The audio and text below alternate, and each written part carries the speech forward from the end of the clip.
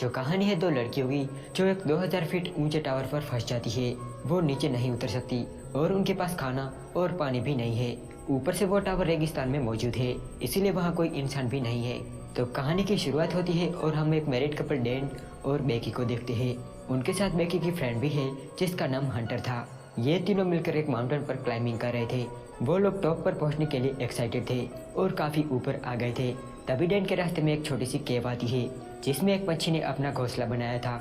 Dan की वजह से वो पंछी बाहर आ जाता है, जिससे डैन का बैलेंस बिगड़ जाता है और उसका हाथ छूट जाता है। अब वो रस्सी के सहारे लटक रहा था और वापस से माउंटेन तक पहुंचने में नाकाम था।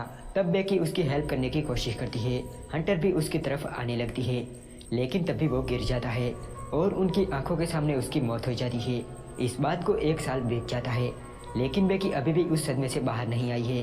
वो डैन को अभी तक भुला नहीं पाई है। वो उस दिन को भुलाने के लिए काफ़ी पीती है और हर वक्त बस डैन की वॉइस मैसेज सुनती रहती है। उसकी वजह से उसके डैड भी बहुत परेशान थे और वो उसे सब कुछ भुला के आगे बढ़ने को कहते हैं, लेकिन बेकी उनकी एक भी बात नहीं मानती और घर आकर वो सुसाइड करने लगती है। तभी उसके फ़ोन में कॉल आता है जो कि हंटर का होता है। वो 1 साल से गायब थी और आज अचानक बेकी के पास चली आई, क्योंकि बेकी के डैड ने ही हंटर को कॉल किया था ताकि वो बेकी को समझा सके। अब हंटर फिर से बेकी को एक एडवेंचर पर लेकर जाना चाहती है ताकि वो डिप्रेशन से बाहर आ सके और पुराने दिनों को याद कर सके। हंटर उसे बताती है कि वो एक 2000 फीट ऊंचे टावर पर चढ़ने वाली है जो कि पुराना है और सर्विस से बाहर है। लेकिन बेकी पहले से ही डरी हुई थी और अब उसमें इतनी हिम्मत नहीं थी कि वो ये सब कर सके और ना ही उसका ये सब करने का मन कर रहा था। वो हंटर को साफ मना कर देती है कि वो ये नहीं कर सकती, लेकिन अगली सुबह वो डैन की राख को देखकर अपना इरादा बदल लेती है जो कि 1 साल से उसके घर में पड़ी थी। अब वो डर कर जीना नहीं चाहती थी और उस टावर पर चढ़ने के लिए तैयार थी।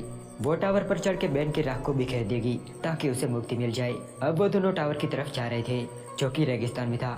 रास्ते में बेकी हंटर के फोन में कुछ पुरानी फोटोज देख रही थी, जिनमें से एक फोटोज ऐसी होती है जिसमें हंटर के ऊपर एक लड़के का हाथ था। अब जहाँ तक बेकी को पता है हंटर का तो कोई बॉयफ्रेंड था ही नहीं, तो फिर वो हाथ किसका था? हंटर को पूछने पर वो भी इसके बारे में कुछ नहीं बताती। तभी बेकी के फोन में उसके डैड का कॉल आता है पर वो नहीं उठाती।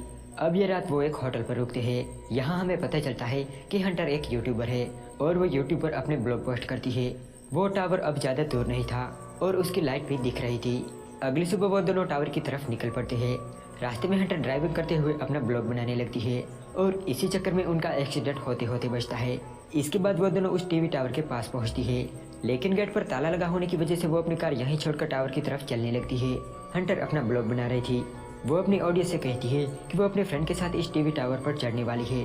तभी उन्हें एक जानवर दिखता है जो कि जिंदा था और 2 वोल्चर्स उसे खा रहे थे। हंटर उस जानवर की फोटो अपने इंस्टाग्राम पर डाल देती है। अब वो दोनों उस टावर तक पहुंच गई थी, जहां पहुंचकर हंटर अपना ब्लॉग बनाने लगती है। लेकिन टावर की ऊंचाई देखकर बेकी की हिम्मत टूट जाती है, क्योंकि डैन की मौत के बाद उसने कभी इतनी ऊंचाई का सामना नहीं किया था। तब हंटर उसे समझाती है कि डैन की मौत से उसे भी बहुत सदमा लगा था, लेकिन उसने खुद पर कंट्रोल किया। वो कहती है कि तुम्हें भी करना होगा, तुम्हें उस डर का सामना करना होगा। अब वो बेकी को अपने साथ रस्सी से बांध देती है और फिर टावर पर चढ़ने लगती है। वो टावर वाकई में बहुत ऊंचा था। यह टावर काफी पुराना था और इस पर जंग लग गया था। साथ ही इस टावर में कई नट बोल्ट्स लूज हो गए थे, जिस वजह से ये पूरा टावर हिल रहा था। अब बेकी भी टावर पर चढ़ने लगती है, पर वो काफी डर रही थी। अब वो दोनों काफी ऊपर आ गए थे। तभी बेकी ने जो सीढ़ी का स्टेप पकड़ा था वो टूट जाता है और बेकी गिरते गिरते बचती है। अब वो दोनों तकरीबन 1000 फुट ऊपर आ गए थे और इतनी ऊंचाई पर हवा भी काफी तेज होती है। यहाँ वो दोनों आराम करते हैं और पानी पीते हैं और फिर से चढ़ना शुरू करते हैं। बेकी अब ऊपर जाने से डर रही थी, पर हंटर के दिल में डर नाम की कोई चीज ही नहीं थी। वो बिना डरे ऊपर चढ़ रही थी। अब वो दोनों 18 फीट की ऊंचाई पर आ गई थी। यहाँ हवा इतनी तेज होती है कि उन्हें ठीक से एक दूसरे की आवाज भी सुनाई नहीं दे रही थी और तेज हवा से पूरा टावर हिल रहा था। अब उन्हें सिर्फ 200 फीट ही ऊपर जाना था, लेकिन बेकी कहती है कि अब हमें वापस नीचे जाना चाहिए, पर हंटर कहती है कि इतनी ऊंचाई पर आकर उन्हें हार नहीं माननी चाहिए। अब आगे का रास्ता बहुत ही मुश्किल होने वाला था, क्योंकि अब उन्हें 200 फीट बाहर की सीढ़ी से चढ़ना था, जो कि बहुत ही मुश्किल था। बेकी अब बिल्कुल भी ऊपर जाना नहीं चाहती थी, लेकिन हंटर ने चढ़ना स्टार्ट कर दिया, इसीलिए अब उसे भी चढ़ना होगा। रास्ते में उन्हें 2 डिस्क पार करने थे, जो कि हंटर ने आराम से कर लिए और फिर बेकी को भी पार करवाया। हंटर बेकी को डराने के लिए सीढ़ी को हिलाती है, जिस वजह से सीढ़ी के नट बोल्ट और लूज हो गए थे, लेकिन इस बात से ये दोनों अनजान थे और लगातार ऊपर चढ़ रहे थे। हंटर तो ऊपर पहुंच जाती है और अब बारी थी बेकी की। वो जैसे ही टॉप पर चढ़ने की ट्राई करती है तब सीढ़ी हिलने लगती है। तब हंटर उसका हाथ पकड़ती है और उसे ऊपर खींच लेती है। वो ऊपर तो पहुंच गई थी, लेकिन अब सीढ़ी में नट बोल्ट ही नहीं है। अब वो कभी भी गिर सकती है, लेकिन उन्हें इस बात की भनक भी नहीं थी। ऊपर पहुंचकर वो दोनों सेल्फी लेते हैं, ब्लॉग बनाते हैं और हंटर अपना ड्रोन उड़ाती है। वो बेकी को ड्रोन देकर खुद टावर के सहारे एक हाथ से लटक जाती है ताकि और अच्छा शॉट ले सके। वो इसे स्टंट कर रही थी जैसे कि ये हलवा हो। इसके बाद वो बेकी को भी ये करने को कहती है, लेकिन बेकी ये स्टंट करने से साफ मना कर देती है। हंटर उसे समझाते हुए कहती है कि तुम्हारा डर भगाने का ये सबसे अच्छा मौका है, तुम्हें ये करना ही होगा। इसीलिए बेकी को ना चाहते हुए भी ये करना पड़ता है। वो हंटर का हाथ पकड़कर लटक जाती है और हंटर उसकी सेल्फी लेती है। हाथ छूट रहा था पर हंटर ने संभाल लिया। इसके बाद बेकी डैन की राख को बिखेर देती है। अब उसके दिल में डर था ही नहीं। वो यहाँ सिर्फ इसीलिए आई थी ताकि वो उस सदमे से बाहर आ सके, और वो उसने कर दिखाया। अब से वो एक नई जिंदगी की शुरुआत करेगी। वो डैन की राख को बिखेरते हुए रोने लगती है, पर उसके साथ हंटर भी रोने लगती है। और अब बारी थी नीचे उतरने की।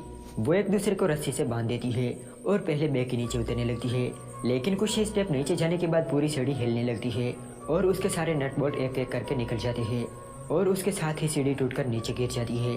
बेकी रस्सी से बंधी थी, इसीलिए वो रस्सी के सहारे लटक जाती है, लेकिन हंटर एक हाथ से टावर को पकड़ लेती है। वो बेकी को अपनी पूरी ताकत से ऊपर खींच रही थी, लेकिन ये बहुत ही खतरनाक था। अगर रस्सी टूट जाती है तो बेकी के साथ साथ हंटर भी नीचे गिर जाएगी। लेकिन किसी तरह से हंटर बेकी को ऊपर खींच लेती है, लेकिन ऊपर पहुंचकर उन्हें पता चलता है कि सीढ़ी तो टूटकर नीचे गिर गई। अब वो लोग नीचे कैसे उतरेंगे? दोनों अपने अपने फोन्स चेक करते हैं, लेकिन फोन में सिग्नल ही नहीं था। अब बेकी पैनिक हो रही थी, लेकिन हंटर उसे रिलैक्स करने को कहती है। तभी उन्हें एक बॉक्स में से एक बाइनोकुलर और एक फ्लेयर गन मिलती है। उनका बैग भी डिस्क पर गिर गया था, जिसमें पानी के साथ साथ कुछ जरूरी सामान भी था। हंटर कहती है कि सीढ़ी के गिरने से जो आवाज़ पैदा हुई है वो किसी ने तो ज़रूर सुन ली होगी, इसीलिए कोई हमारी हेल्प करने ज़रूर आएगा। लेकिन यह टावर डेजर्ट में था, यहाँ आसपास कोई इंसान था ही नहीं। तभी बेकी नोटिस करती है कि उसके पैर में एक कट लगा है। ये बात उसे अब पता चली थी और अब वो डर रही थी। अब उनके पास वेट करने के अलावा और कोई रास्ता नहीं था, इसलिए वो आराम से बैठ जाती है। लेकिन हंटर जानती थी कि यहाँ उनकी हेल्प करने के लिए कोई नहीं आने वाला। अब बेकी हंटर का इंटरव्यू लेने लगती है, जिसमें वो पूछती है कि तुमने यूट्यूब क्यों स्टार्ट किया। तब हंटर जवाब देती है कि डैन की वजह से। ये सुन के बेकी भी चौंक जाती है। जब हंटर बाइनोकुलर से देखती है तब उसे पास में एक पुरानी आरवी दिखाई देती है, जिसे देखकर लग रहा था कि इसमें तो कोई भी नहीं रहता होगा। अब टॉप पर तो सिग्नल नहीं थे, पर उन्हें पता था कि थोड़े नीचे सिग्नल जरूर मिलेंगे, इसीलिए वो एक पोस्ट लिखते हैं जिसमें उन्होंने लिखा था कि वो दोनों पुराने टीवी टावर पर फंस चुकी है और उन्हें मदद चाहिए। ये लिखकर वो फोन को एक रस्सी के सहारे लटका देती है ताकि जब सिग्नल आए तब वो पोस्ट ऑटोमेटिक पोस्ट हो जाए।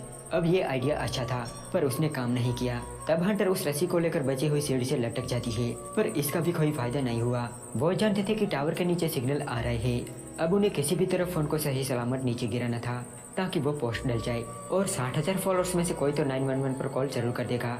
अब हंटर उस फोन को अपने जूते में डाल देती है और उसे प्रोटेक्ट करने के लिए उसे अपनी ब्रा से अच्छे से पैक कर देती है और फिर उसे 2000 फीट की ऊंचाई से नीचे गिरा देती है, इस उम्मीद में कि अब उनका काम हो जाएगा। अब फोन तो नीचे पहुंच चुका था, पर उन्हें नहीं पता था कि पोस्ट डली है या नहीं। तभी बेकी देखती है कि हंटर के पैर में 143 लिखा है। तभी उन्हें नीचे एक आदमी दिखाई देता है और उसके साथ उसका डॉगी भी था। वो उसे देखकर बहुत चिल्लाती है, पर वो आदमी फोन पर किसी से बात कर रहा था, इसीलिए वो उनकी आवाज़ सुन नहीं पा रहा था। यहाँ पर हम उनके फोन को भी देखते हैं जो कि टूट चुका था। अब बेकी उस आदमी का ध्यान खींचने के लिए अपने जूते उतार के नीचे फेंकती है, जिससे उसका ध्यान जूते पर तो गया, लेकिन उसे पता ही नहीं कि यहाँ क्या हो रहा है। वो जूता फेंक कर जाने लगता है। तब बेकी फ्लेयर गन चलाने लगती है, लेकिन हंटर उसे रोकती है। वो कहती है कि आरवी में एक आदमी और भी है, और हो ना हो वो उसी आरवी में रहते होंगे, और अगर ऐसा है तो वो रात को फ्लेयर गन चलाएंगे ताकि वो लोग देख पाए। अब वो दोनों अंधेरा होने का वेट कर रही थी। बेकी फोन में एक वीडियो देख रही थी जिसमें वो और डैन डांस कर रहे थे, और हंटर उन्हें देखकर बहुत हर्ट हो रही थी। अब अंधेरा हो गया था, इसीलिए बेकी फ्लेयर गन चला देती है और उसे वो लोग नोटिस भी करते हैं। ऊपर से ये लोग फोन की फ्लैशलाइट ऑन करके उनकी तरफ घुमाते हैं, जिससे उन्हें कंफर्म हो गया था कि टावर पर कोई तो मौजूद है। अब वो लोग अपनी आरवी लेकर सीधा टावर की तरफ आ रहे थे, जिन्हें देखकर हंटर और बेकी बहुत खुश होती है, लेकिन वो उनकी हेल्प करने के बजाय उनकी कार लेकर भाग जाते हैं। अब उनकी सारी उम्मीदों पर पानी फिर जाता है। तब हताश होकर वो दोनों बैठ जाती है। अब टावर की लाइट भी चल चुकी थी। वो सो भी नहीं सकती, क्योंकि अगर गलती से नींद में वो गिर गई तो मारी जाएंगी। तब बेकी हंटर को उसके टैटू के बारे में पूछती है। वो कहती है कि 143 तो डैन बोला करता था। तब हंटर उसे सब साफ साफ बता देती है। वो कहती है कि उसका अफेयर डैन के साथ चल रहा था, लेकिन मैंने तुम्हारे लिए सब कुछ एंड कर दिया। जब डैन की मौत हुई तब मुझे भी बहुत हर्ट हुआ था, इसीलिए मैं भाग गई थी। ये सुन के बेकी को बहुत हर्ट होता है, जिसके लिए वो 1 साल से रो रही थी, जिसके लिए वो सुसाइड करने वाली थी। वो तो उसे उसकी ही फ्रेंड के साथ मिलकर चीट कर रहा था। लेकिन ऐसे वक्त पर आपस में लड़ने के बजाय उन्हें यहाँ से निकलने के बारे में सोचना होगा, और वो दोनों यही करती है। अब वो रात बीत जाती है और अगले दिन बेकी के फोन में रिमाइंडर बजता है।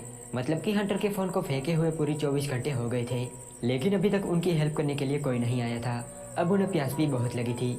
तब हंटर फैसला करती है कि वो रस्सी के सहारे डिश तक जाएगी और वो बैग को लेकर आएगी जिसमें पानी था। वो बेकी को सॉरी कहती है और फिर धीरे धीरे नीचे उतरने लगती है। अब वो डिश तक पहुंच गई थी, लेकिन बैग तक उसका हाथ नहीं पहुंच रहा था। तब वो रस्सी खोल देती है और डिश पर कूद जाती है। इसके बाद वो बैग में से निकाल के पानी पीती है और अब वो वापस आ रही थी। बेकी उसे अपनी पूरी ताकत से ऊपर खींच रही थी, लेकिन तभी हंटर का पैर फिसलता है और वो नीचे गिर जाती है। हालांकि वो रस्सी से लटक रही थी, लेकिन उसके दोनों हाथ छिल गए थे। अब वो खुद से ऊपर नहीं आ सकती थी, इसीलिए अब बेकी को ही उसे ऊपर खींचना होगा। और जैसे तैसे वो हंटर को ऊपर खींच लेती है।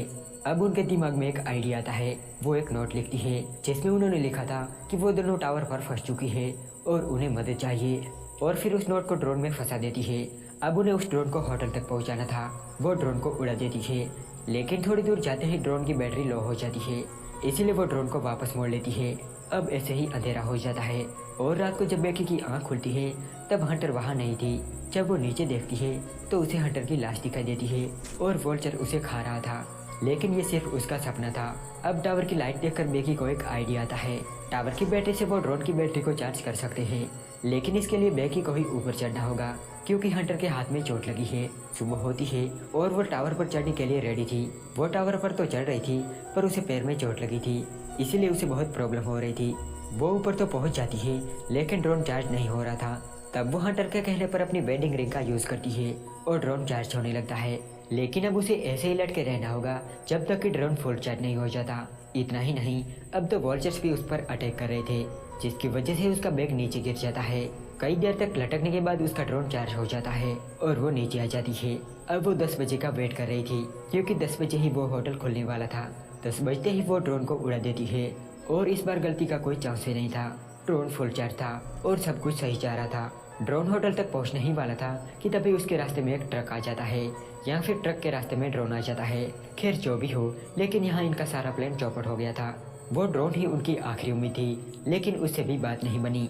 ऊपर से अब उनकी तरफ एक तूफान भी आ रहा था।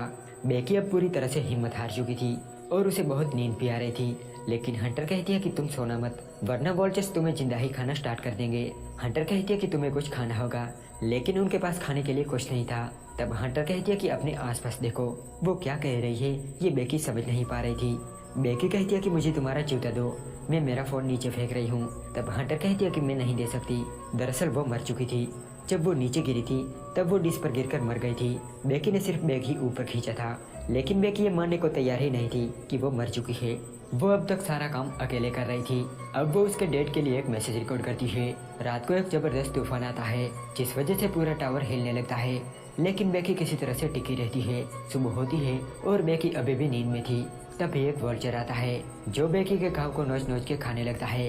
तभी बेकी की आंख खुलती है और वो उसे पकड़ लेती है और उसे पटक पटक के मार देती है और फिर उसे खाने लगती है, क्योंकि उसे नीचे उतरने के लिए एनर्जी की जरूरत थी। इसके बाद वो रस्सी के सहारे नीचे उतरने लगती है और फिर डिश तक पहुंच जाती है जहां हंटर की लाश पड़ी थी। वो अपने डैड को एक मैसेज लिखती है और फोन को हंटर के जूते में डाल देती है।